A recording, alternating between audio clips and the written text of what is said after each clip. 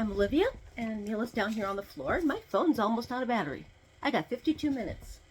I think I can manage this. Um, I'm Olivia. Neela's down here on the floor. She'll be joining us in a minute. And this is my recommendations channel. I'm trying something a little different with my makeup today. I put a setting spray on instead of powder. I don't know how it's going to look. Let's find out. So,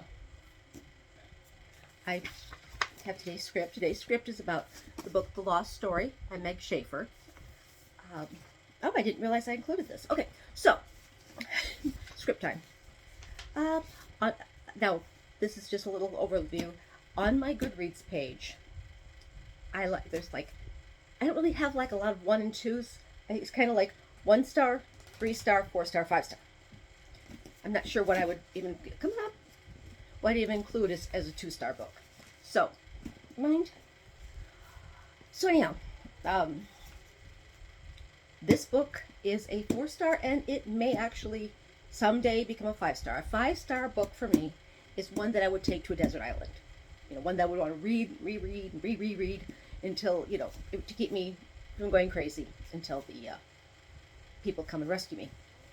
So, just want to say that I really adored this book. However,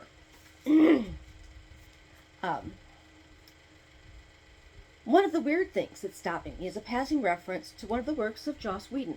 I liked Buffy okay. The first 3 seasons I loved. I loved the first 3 seasons of Buffy. It's a nice little self-contained story. It had this, really exciting ending. It was great. I loved the first 3 seasons. I liked season 5 okay. I'm not one of the people who's bothered by Dawn.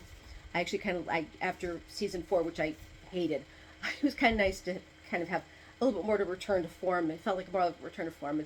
I've got the same thing for people who are my age. There's a lot of people who have problems with the Scrappy-Doo seasons of the Scooby-Doo series. It doesn't, again, that didn't bother me either.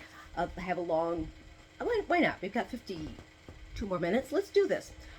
51 more minutes now, I think. Let's do this. Okay, so Scooby-Doo, Where Are You? Great show. Loved it. It was one of my favorite things. I was like, 3 when it came out, so I was real little when I was watching it. Loved the show. Loved it. Then they replaced it with something called the New Scooby-Doo Movies. I realized I talk with my hands a lot. I was watching one of my videos on Fast Forward. I'm like, wow, I talk with my hands a lot, don't I? So anyhow, particularly the air quotes. So anyhow, what it was kind of the same thing, except it had this like guest stars, which were, I wasn't a fan.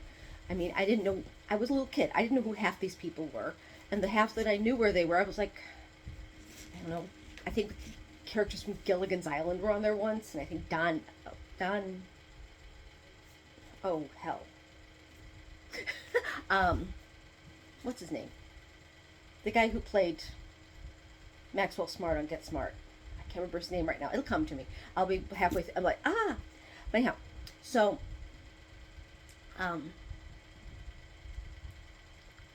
anyway, he was on there, and it was just like, I didn't know who the heck Jerry Reed was, but he was on an episode. It just, didn't really do it for me. So, I mean, I was willing to put up with Scrappy-Doo in order to have something a little bit more back to basics sort of thing.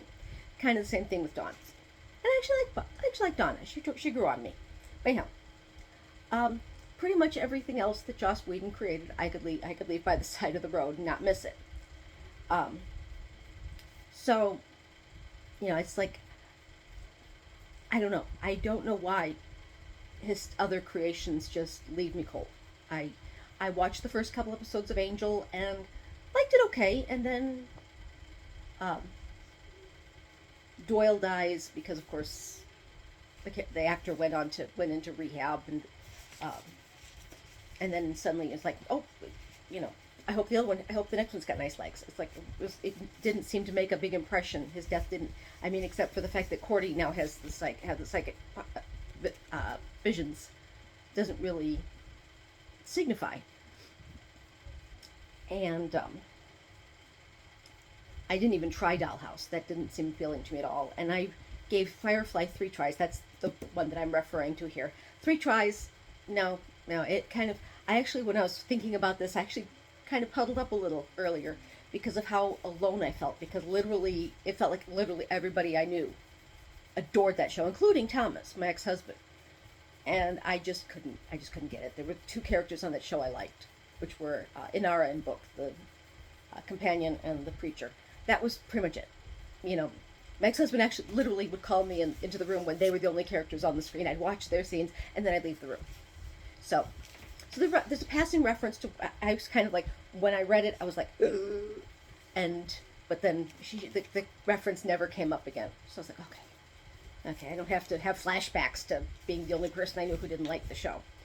So, um, I mean, but I like this book enough that when I was trying to remember where in West Virginia the characters come from, I was like flip, flip, flip, flip, and then suddenly I found myself reading the book again. It is that good. Okay. After prologue establishing that Jeremy Cox and Ralph Rafe Howell disappeared in the fictional Red Crow State Forest in West Virginia and reappeared mysteriously 6 months later, we meet Emily Wendell. She's been stalking Jeremy for a while. You see, Emily has recently discovered that she's the younger sister of Shannon Yates, who disappeared in Red Crow State Forest 5 years before Jeremy and Rafe got lost in the forest. Red Crow isn't that large, but it butts against the Monongahela National Forest, which is over 900,000 acres. I believe that is for real, which is 364,000 hectares in area, so it's not impossible for someone to live off the land in the woods for 20 years, I guess. So let's talk about Shannon. Shannon was in the forest when she was kidnapped. She escaped her kidnapper was never seen again for 20 years. Or at least, that's what everyone except for Jeremy believes, at least. Jeremy has a supernatural ability to find lost girls. Also objects, but no boys. He has spent the last 15 years finding girls. Usually the girls are alive, but sometimes he has found the deceased bodies of the girls. The biggest thing, though, is that the girl needs to want to be found. A teenager who eloped with her boyfriend is invisible to Jeremy's abilities. If the girl wants to go home, though, Jeremy can find her. It takes a while for Emily to really get Jeremy's attention. When she gets it, she really has it. A little background. Shaffer's original idea for this book was a sort of what happened to the boys of Lord of the Flies years later. But then after discovering she couldn't do that since Lord of the Flies is in the public domain, she realized she could do something with the Chronicles of Narnia, not as a real fanfic, but as an inspiration. So when they disappeared, Jeremy went into the wardrobe, more or less, and ended up in a fantasy world where they met. Jeremy and Rafe, went into a fantasy world where they met Shannon. Shannon asked Jeremy to find her sister. Emily had been adopted, so Shannon didn't have the faintest clue how Jeremy would even start looking for her. Emily doesn't know she's lost since she was adopted. It isn't until they did her DNA and she matched with a blood sample of Shannon from the trunk of her kidnapper from the day she disappeared that she knew there was anyone to find. So Jeremy agrees to bring her to Shannon. The problem is that since this is a fantasy novel, Jeremy needs to bring Rafe with her on the trip in order to return to that fantasy world. Rafe is absolutely furious at Jeremy. Rafe's life has been a nightmare since those 6 lost months, and they truly are lost for Rafe. Well, they're mostly lost. You see, Rafe is a talented artist, and the isolated cabin he lives in is full of fanciful, dare I say, fantastic sculptures.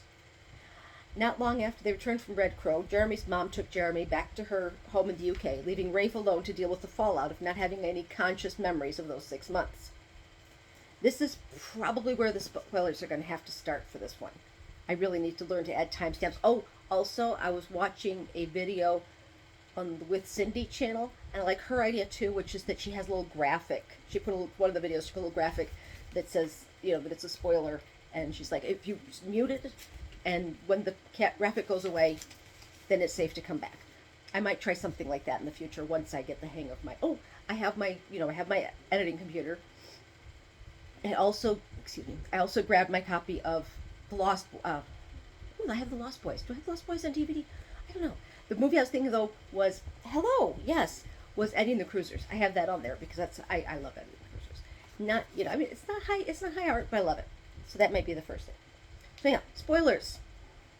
Turns out the reason why Jeremy left and never returned, and that Rafe has no conscious memory of those 6 months, but that Rafe needs to be there when Jeremy returns to the fantasy world, is that when they were left, they were put under a spell that they had to consent to if they ever wanted to return.